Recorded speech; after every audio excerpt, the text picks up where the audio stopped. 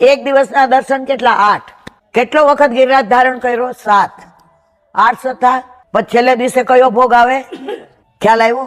હવે ઠાકોરજીને ગાયો બહુ વાલી, તો કામધેનુ ગાય મારી પાસે. શેમાંથી નીકળી હતી? સમુદ્ર મંથન વખતે જે 14 રત્ન નીકળ્યા એમાંથી એક કામધેનુ ગાય. એ કોની પાસે હતી? બ્રહ્માજી પાસે. તું ગાયને લઈને જા. પેલા ગાય, પાછળ તું. પ્રભુ ગાયને જોશે ને એટલે અડધો એમનો રોષ શાંત થઈ જશે. કે પેલી દંડવતી કોણે કરી હતી? ઇન્દ્રએ.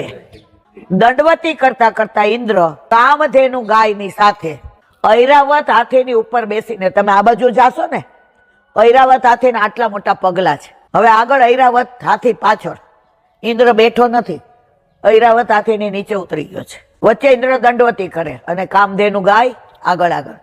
અહીંયા આવ્યા, આ ગોવિંદ કુંડ છે ને ત્યાં પ્રભુ હૈસા. ઇન્દ્ર થયો હાથ